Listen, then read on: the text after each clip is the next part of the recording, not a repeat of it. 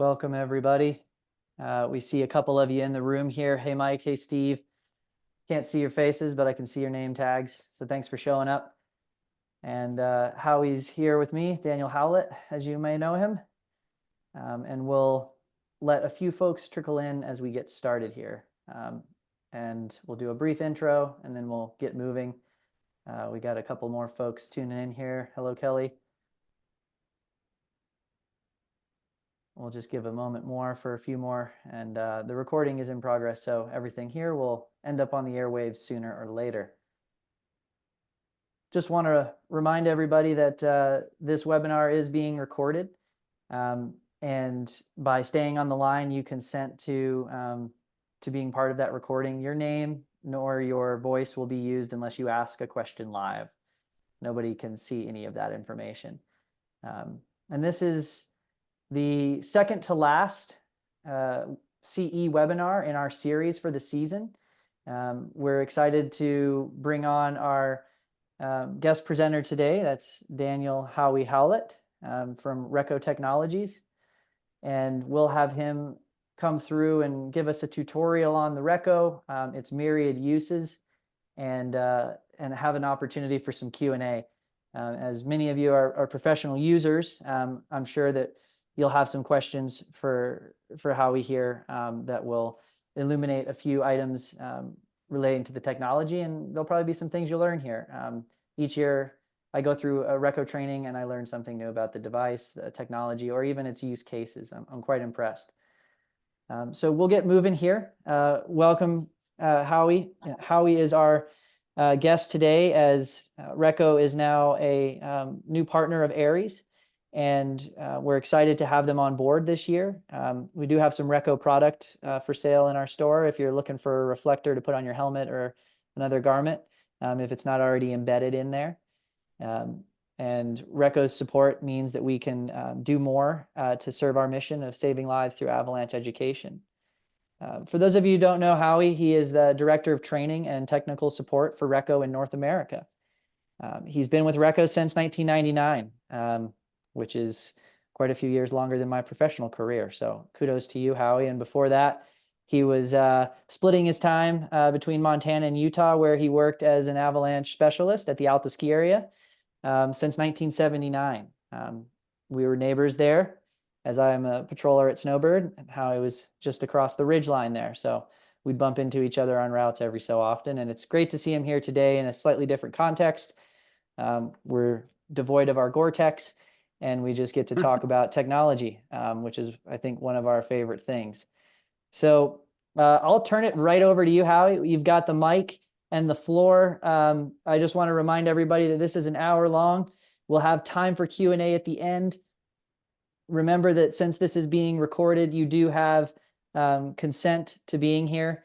And any Q&A information that is going to show up, we'll just ask that you use that right down there at the bottom. We'll be able to see those questions live and we can answer them.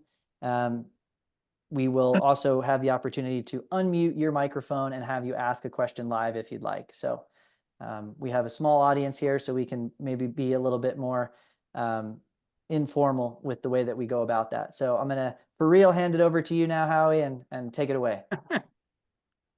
All right. Well, it's snowing everywhere in the Western United States and Canada, so I can see why people are on the move, and probably not even back in the shelters by now. So thanks for having me. It's really great to be on the rescue side and be able to share the rescue side, where we don't have to sell anything, and we want to educate people and make sure that. I think the biggest thing about educators and workshops I'm doing with educational people that are reaching the public are getting the semantics right.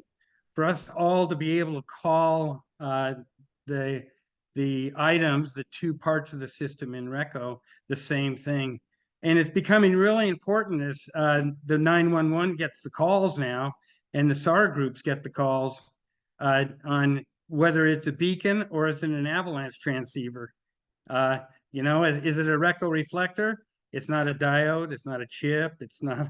And so getting all the technology right is kind of big for me. And for some of you, some of these slides in this slide deck might be repetitive, and hopefully they're a reminder, if nothing else. And besides dealing with the R9 handheld detector, I'm going to share a little bit about the helicopter detector too, if I can keep on track here and keep moving. So I'm going to go ahead and try to share the screen and start out with a PowerPoint, and it's going to be taking over here soon.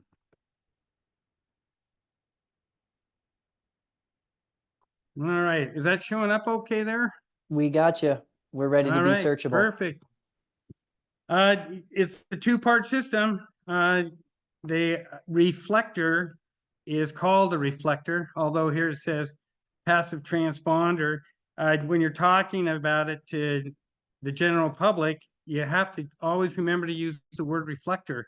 It's really confusing when we're called chips, diodes, tabs, anything else like that. It really confuses people. And the cool thing about it is passive. It doesn't need any energy, and it doesn't have a signal. Okay, it reflects the transmission from the detector.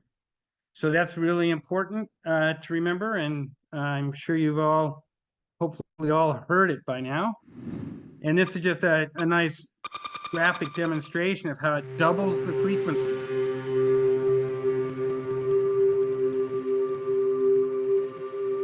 The detector transmits and receives, and it transmits out at a certain frequency. And when it hits a reflector, it actually goes through the reflector and the diode, and it doubles the frequency and reflects back.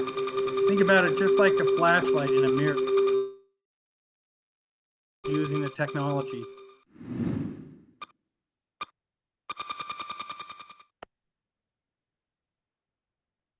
It's quite a rich history, and do able my internet. So is it sounding okay still? Yep, we still got you. We know it's snowing hard where you are, but carry on. Okay, yeah, you can see over all the years, the technology's changed like everything else. It got smaller and smaller and more efficient, requires less energy. And because of that, it also can search longer. So you can see the evolution of the different ones back. First one I used was almost as big as the one in 1983, and that was at Alta in about 1985, 88, right in those years, where the battery pack was 35 pounds and the sending unit was 24-inch by 24-inch and 6 inches thick, and you could search with it for about 15 minutes. It kind of disappeared for a few years, and then it came back in 1997 with the R5, the black one, and then you can see where we are today with the R9. It's in over 32 countries now. It is a global network, and the thing that's wild is the detector can change frequency, but the reflectors work no matter where. In some detectors in Europe and Asia, they have to use a different frequency because of other transmissions that are going on in the country. However, it's all close enough that the same reflector will work on Honshu as it will in Girdwood, Alaska, or Alta, Utah. If you look at this, it's pretty impressive. There's 2,200 handheld detectors in 32 countries. It's over 900 ski resorts and rescue organizations, and that 15,000 professional rescuers that are actually chained with the technology, I think is a little bit shy, but it's large. Those of you who haven't had it in your hand before, and just go over a few things, you can see that it's very simple. There's no digital readouts on it. It's a completely analog system like the old avalanche transceivers were. There is nothing that you can read to tell you which way to go. It's all done with the power that you're using in and out of the detector and your ear.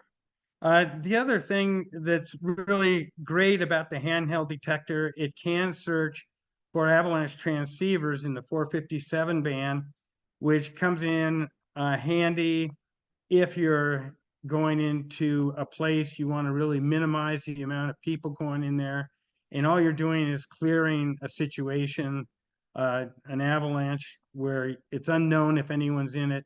You're able to search it with both devices at once and have a fairly high confidence level that nothing's left there, a RECCO reflector or a transceiver. The blue LED has a couple of different functions. As you change the power level, which is actually 8 power levels now in the handheld, it blinks. It's solid when it's at the top of the range, and as soon as it's not top of the range of power out, it will take a cadence and you can count the blinks to see what level you're at. There's a series of videos that you'll all have access to at the end of this transmission that go on your phone. They're really great, and they're called quick guides, and we'll just go through them. They're anywhere from 1.5 to 3 minutes.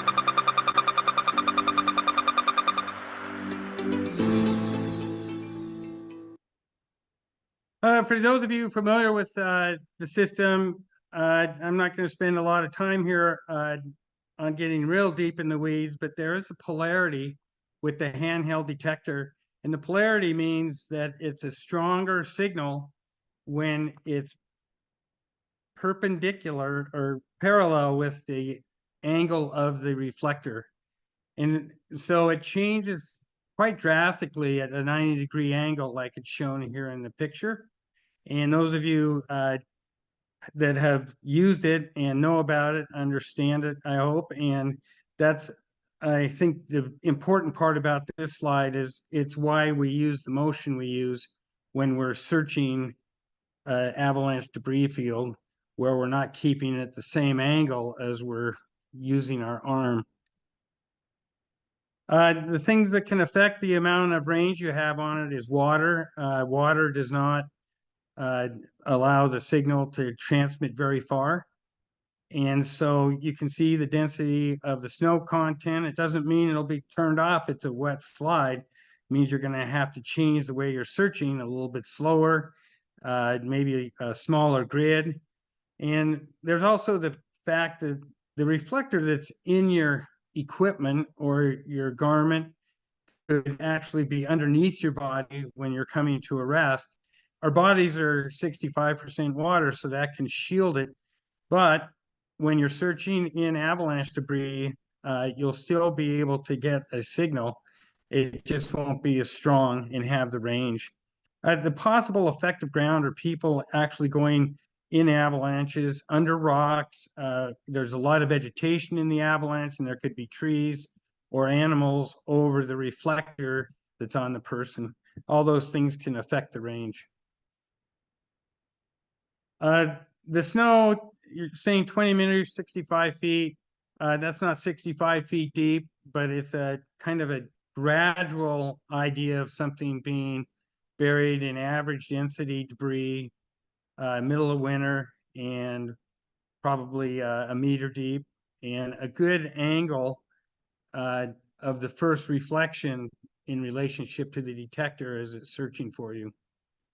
In the air, before the helicopter detector came out, we searched from helicopters all the time and practiced and trained that way.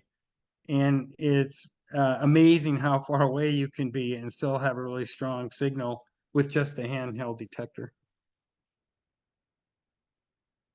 I think I'm gonna do one more of these.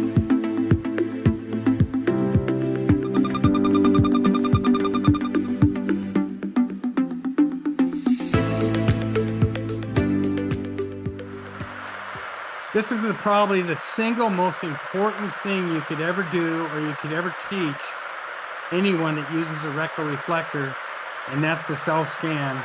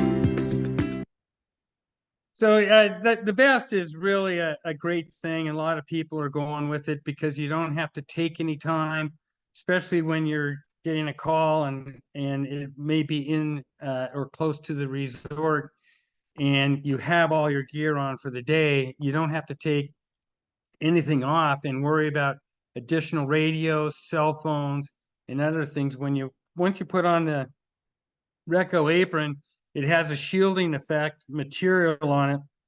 And typically you can self-scan and just start searching right away without having to worry about moving stuff around. Like I said earlier, a flashlight, you can see kind of the angle as you're going back and forth.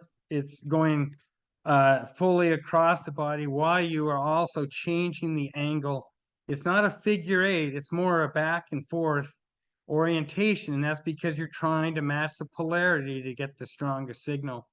Once you do have the strongest reflection, once you do have the reflection, you don't change the angle of the polarity of the detector, and it's a straight line to the reflector. It's important to keep the face of the detector parallel with the slope. And that way you get the best penetration. And it can be the piles of debris too. It doesn't have to be the actual slope, but you want to get that maximum power through the snow. We're gonna all be able to get the quick guides, and I'm gonna skip a couple of them so we can keep moving. The electronic devices, I think most people have gone through this before if you've used a reflector, and that's the problem of having reflection off of other electronics. Avalanche transceivers, whether they're turned on or off, they used to be really good reflectors as the technologies change inside of them, they're less and less able to reflect a signal if they're turned off or they're turned on. Radios, mobile phones, GPS spot in-reach devices that are all called beacons now are not avalanche transceivers. They are beacons, the GPS spot and in-reach devices. And it's important, that's one of these semantic things that cost a lot of time and angst with search and rescue groups trying to find somebody, locate somebody on finding out whether they're searchable or not. Digital cameras, some headlamps, and components in snowmobiles, snow bikes, and cars. You can have 5 cell phones from the same factory, the same production month, and set them down a meter apart, and each one of them will have a signal or no signal. One might have a signal that's 3 meters, and the rest will have no signal. So, as far as the electronics goes, it's a side advantage sometimes of locating somebody, but it's not what the equipment's designed for. The equipment's designed for RECCO reflectors.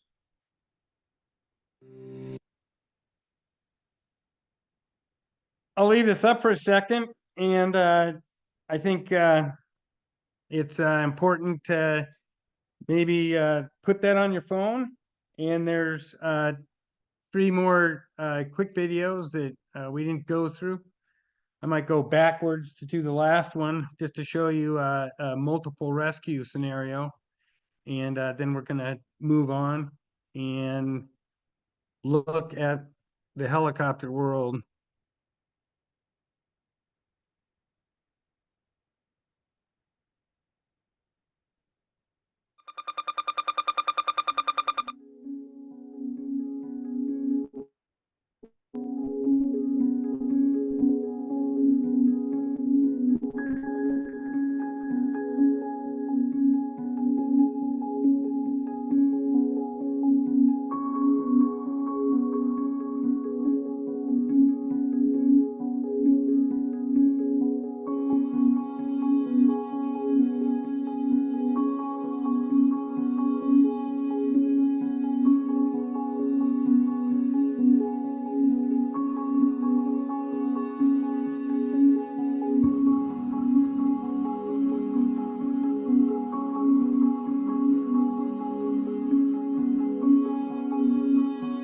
I think it's really important for you educators out there that, when you have a chance to use a RECCO,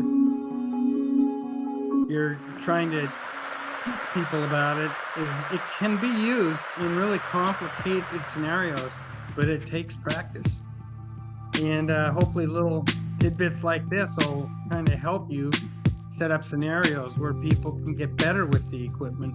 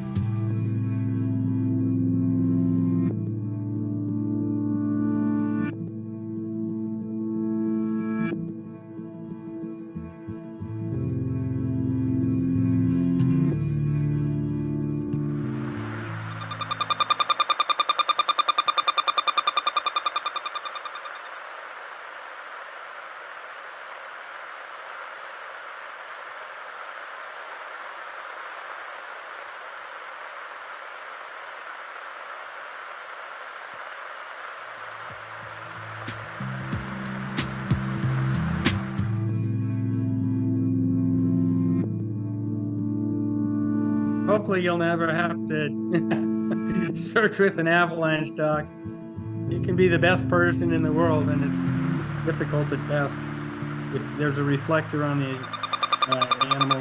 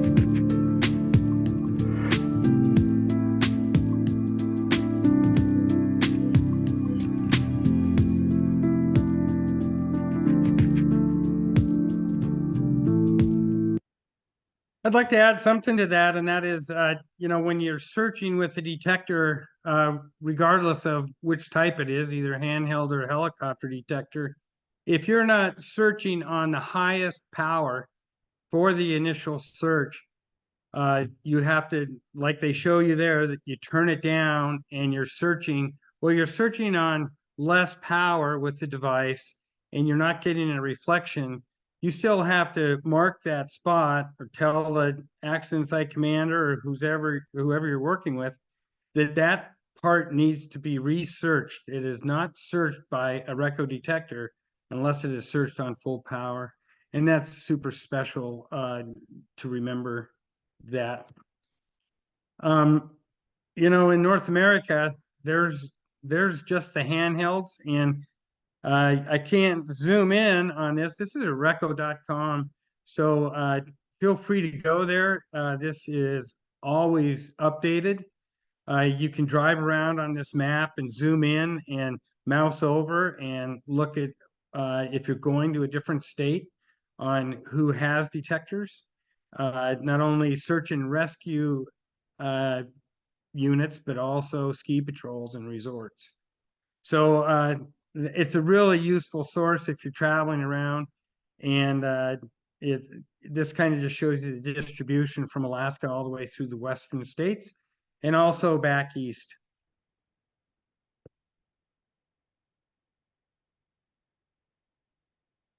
I think this is the beginning of the helicopter information.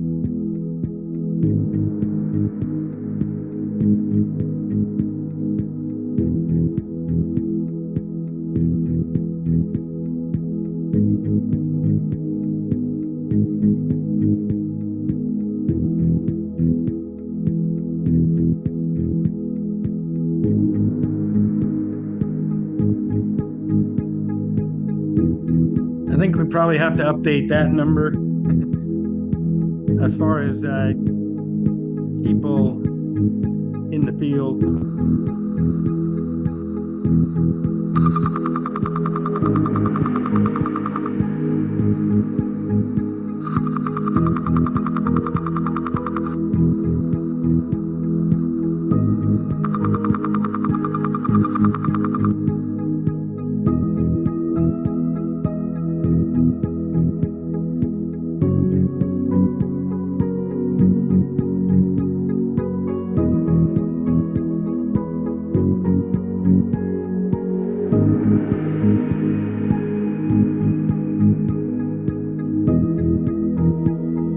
And we can add a couple more countries to that with France.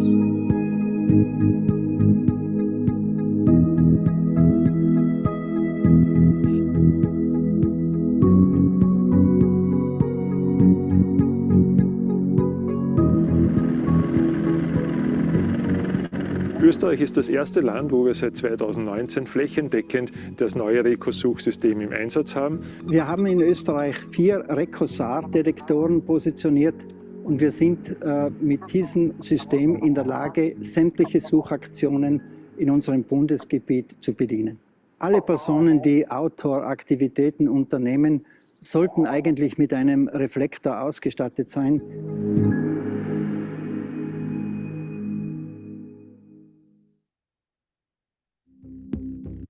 So what's happened, I think I'll skip this video. What's happened is, although RECCO's, its main development has been for avalanche rescue, just another tool in the chest, definitely an additional tool, nothing that replaces companion rescue and avalanche transceivers, beacon probe, shovel education. RECCO's always stood really, really strongly behind that, with not saying it has anything to do with companion rescue.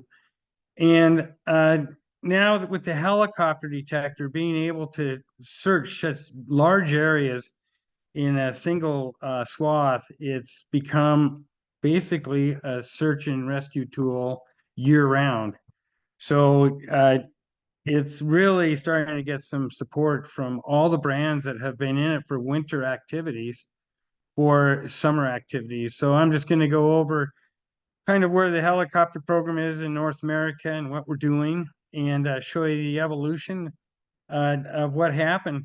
So this is one of those 1983 detectors when one of the first people that was with RECCO, Leonard, was already thinking about using it from the air. And there's the detector he was hanging on to.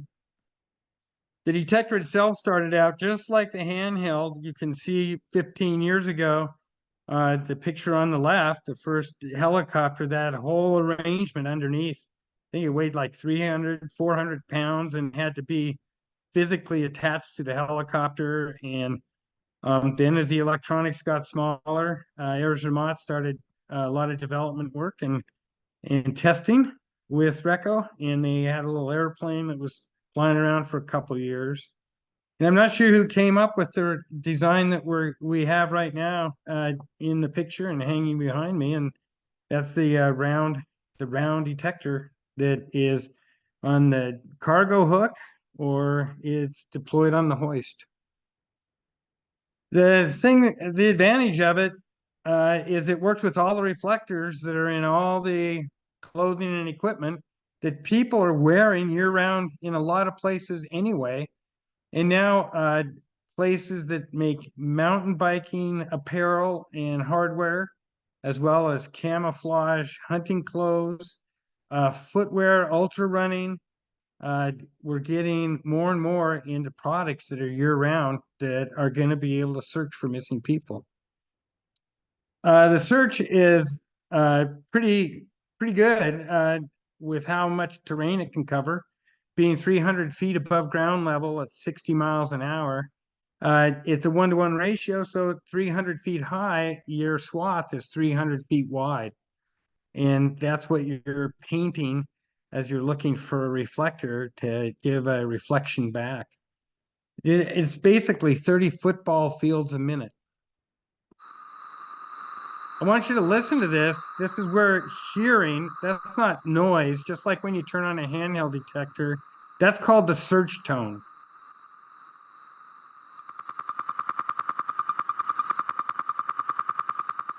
And that was going over a reflector in a helmet. And I'll tell you more about this search in a second. Now we're going to go over a backpack.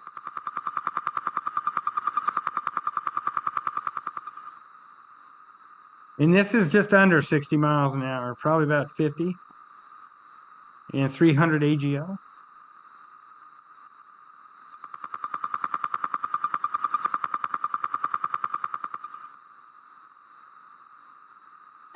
So what's amazing about that is how much terrain we just covered in that short spot. And the reflectors weren't on people, they were in equipment. And this was the first time that I had been in a helicopter, and we had done a search and found those 3 targets. And it is, you know, we did this film in hopes that you can kind of sense just how much terrain you're covering and what a signal sounds like. It's exactly like you have it in your hand. And it's really changing search and rescue, I think, quicker than I had anticipated anyway.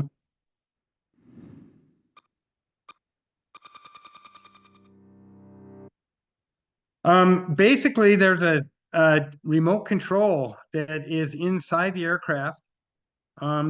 there is no external cabling other than the long line or the hoist cable that goes to the detector.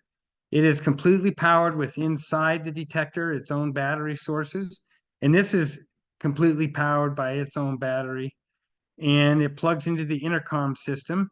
And so they're independent, and the remote control that you see in this picture has 8 power levels, just like the handheld, and all the knobs are just for audio ports. Most of these plug into the intercom system, so everyone with their helmets and their earphones on can hear. The pilots are critical in searching with the SAR helicopter detector, and that's how you do it. You end up working with the remote control and hearing it and figuring out where it is once you get a signal. There's quite a bit of practice that takes place for it all to happen. Quickly just going through the evolution of places that have the detector is Kalispell, Montana, Two Bear Air Rescue. They were the first ones to have it. They're just about an hour and a half from where I'm talking from in Polson, Montana. And each operation is a rescue helicopter. They're not medical helicopters. Because the detector is an external load, there's a certain requirement, and there's getting to be more and more rescue helicopters that are able to be good homes for these detectors. And yet they have to train with them, a lot of dry training, and you try to figure out how it fits into what they're already using and what they're already doing. The Aero Bureau in Salt Lake City, Utah Department of Public Safety, they've had a really active role. They were the second ones in North America to have a detector. They continue to do really well with it, and deploys more in the winter than the summer, but hopefully that'll change. And it's just like any other, each program has to develop what works best, not only for their system that they always use for rescuing people, but also the type of aircraft really changes how you handle the goods. Snohomish Helicopter Rescue Team up in Snohomish, Washington, was the next placement. They're real active in the Cascades, and a lot of these helicopters cover way more than just their county. So they're good places to be called up for the people that are missing. North Shore Rescue out of Vancouver, BC. North Shore Rescue is one of the busiest search and rescue groups that we've run across, and they have a detector. And Alpine Helicopters in Canmore, they not only support Banff National Park, but several counties and other park service details. And they also have a detector. Teton County Search and Rescue and Teton National Park.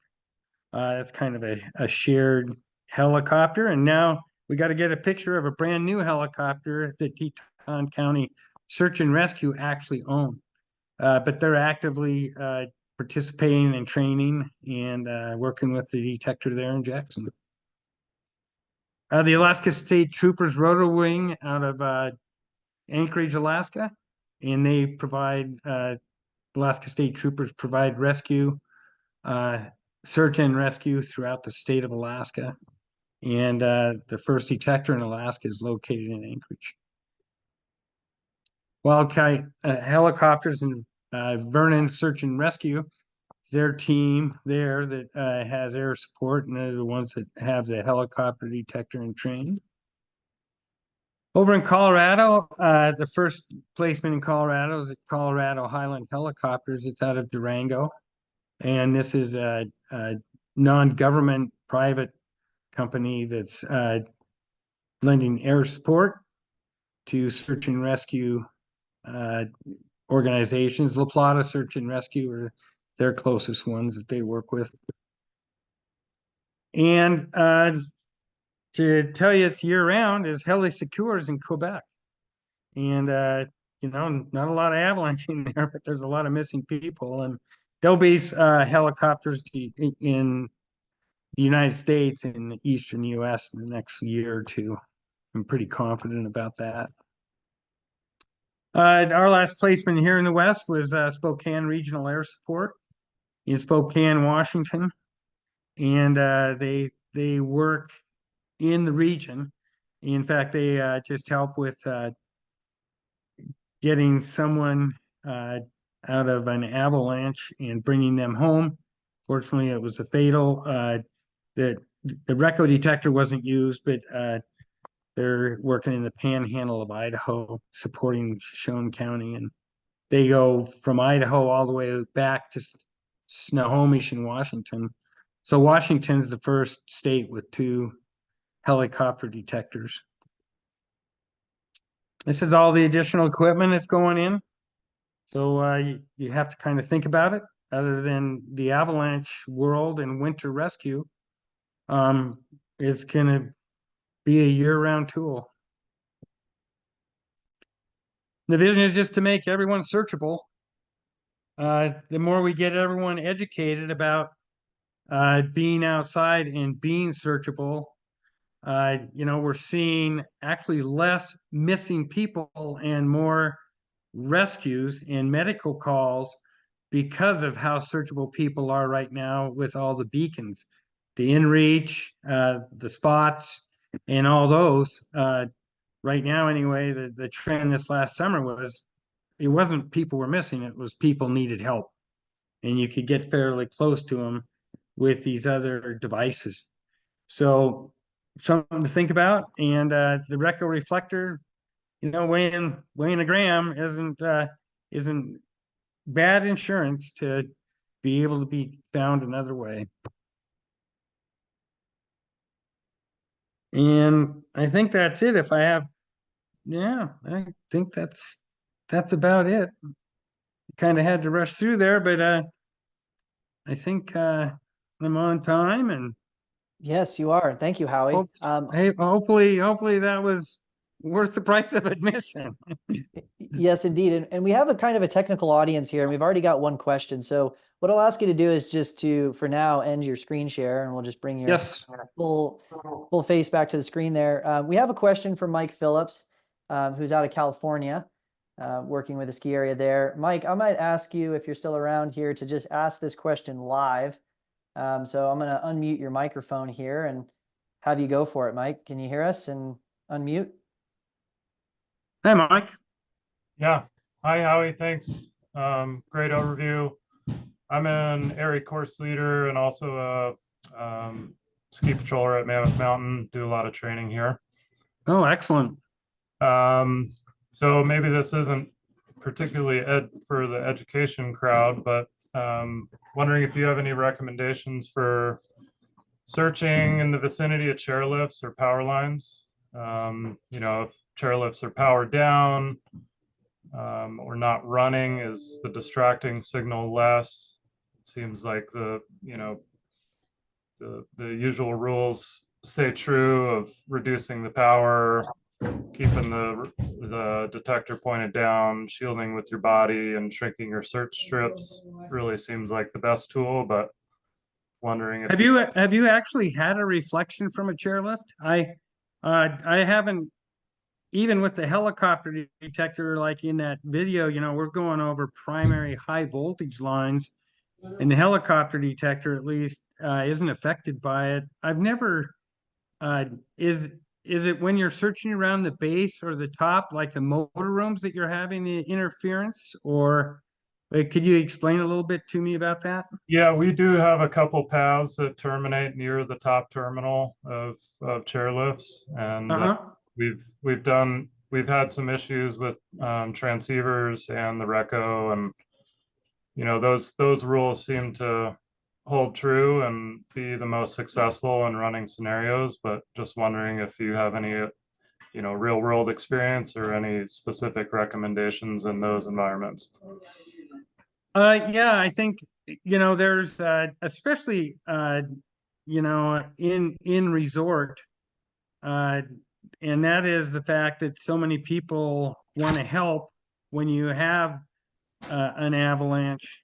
And I think there's certain times, like me personally, we're having so many people help with their transceivers and their equipment's off already, and you're trying to search the area. There is times you have to just slow down and you have to say, hey, we need to get control of the scene. And that's more for the fact that there's so many reflectors on all the skiers and snowboarders that are in and around a ski area. And now in the backcountry, it's amazing flying around how many reflections you get in the backcountry because people are searchable. So I guess you have to remove the reflections sometimes. I don't know. I personally haven't had any problems with the lift yet, unless I'm right next to the motor rooms. Yeah. You know, where there's so much circuitry going on anyway. But I haven't had direct reflections from derail switches or comm lines or anything like that yet. Okay. Yeah. What about you mentioned some interference with transceivers? I haven't had, I haven't pointed it right at a digital transceiver with its display on it. Have you had, we haven't had any reports of a detector on full power changing the signal on a transceiver. Have you experienced that? No, this was more kind of a parallel thing in searching near high voltage lines using a transceiver. We have had some interference issues, but so not related to the RECCO, but yeah, and I think there's been articles, and I've had people ask me about that with the transceivers, and I haven't gone and done any work by high-powered lines, but I've heard that there are some that are getting affected by that. Does anyone else have some input on the electromagnetic field stuff? We might be able to discuss that a little bit more. We do have another question, and thank you, Mike, for your question. I think, yeah, thanks, Mike. With this technology being widely employed in ski areas and ski areas being based around lift uphill access, that question is great for anybody. Thank you, Mike. Yeah, thanks, Sean. Thanks, Howie. Send you back to mute. Yeah, and thanks for your support down there at Mammoth, Mike. It's a robust RECCO program. It doesn't go unnoticed for sure. Yeah, appreciate it. Yeah, we're happy to have it, and thanks for the support. You betcha. Thanks, Mike. And we have another question here from Kelly Rohrig. Kelly, if you're available to unmute, I can allow you in there and you can ask Howie direct. Thanks, Sean. I was told, and this might be urban legend, that the third antenna on newer transceivers was actually developed using the ideas from the RECCO hanging off the bottom of the helicopter. Is that true? I'm not aware of that. And you know what? I'm not an antenna guy. I'm a rescue guy. Fair enough. But that would be really interesting. So the third antenna, is it any particular avalanche transceiver that you've heard that about? No, I forget who told me this, and it was years ago, that essentially when they added that third antenna at that kind of vertical positioning, that the idea came off of RECCO hanging off the helicopter. And it could be 100% urban legend that somebody was throwing me joking with me, but it would make sense. I just didn't know if you knew the answer to that. And then I also have another question. How many people have actually been saved by RECCO? Do you have any actual numbers? That paper's in there. Yeah, it's divided up in years, basically. It takes a really long time to get data like that. I think we're at 17 live saves, with the last one being in 2019. None in the US. And let's see, that's from 19. I should go grab the piece of paper if I can have a break. But I wrote that down, and that's up to 2019. I think it's 1999 to 2019. There's been 17 documented ones.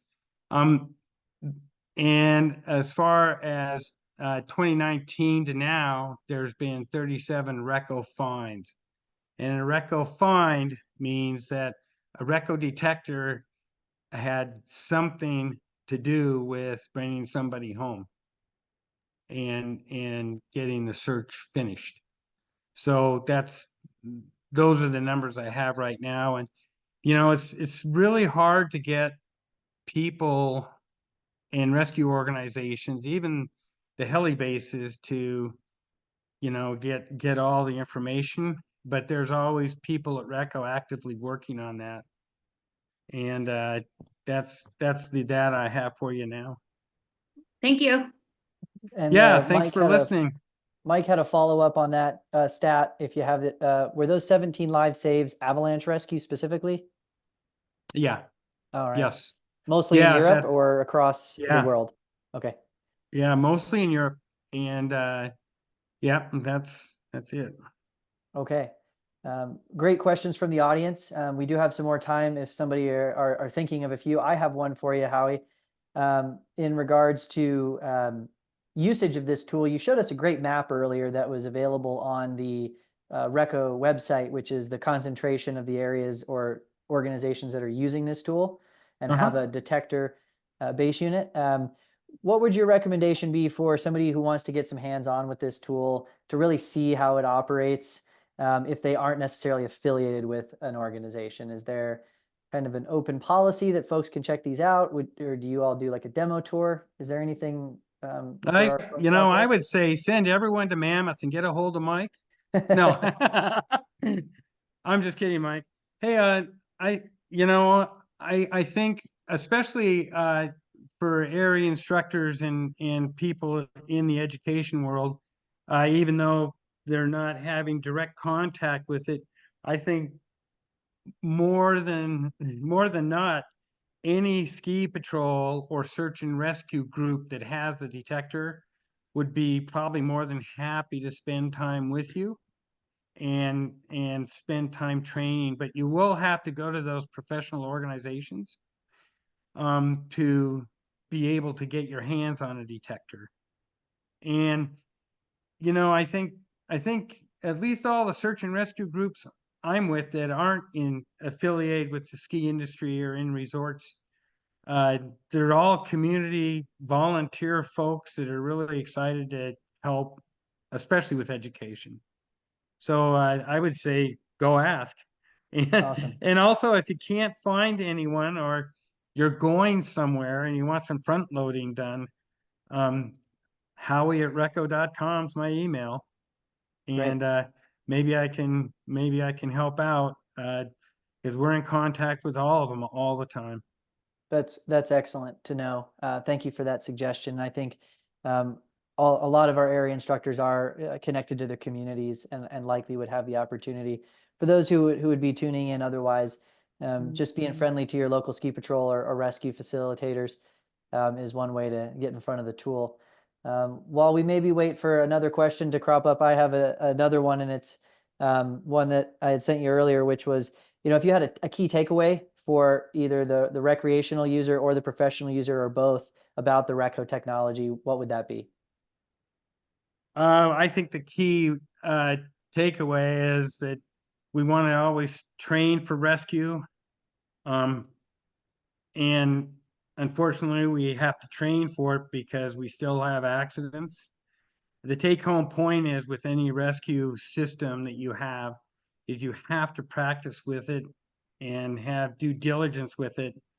And while you're doing that, you have to keep saying you never want to use these things. And the only way you're not going to use these things is by knowing the forecast, knowing the terrain, knowing the snowpack, and knowing how to travel in avalanche terrain. And I think for the winter time, and then for the year-round stuff is, are you searchable? And do you make a trip plan? Are you telling anyone where you're going? If you're a marathon runner, an ultra runner is what they're calling it. There's a lot of those that are missing, those people are missing still. And if they were searchable, there's a good chance that a helicopter might be your best bet.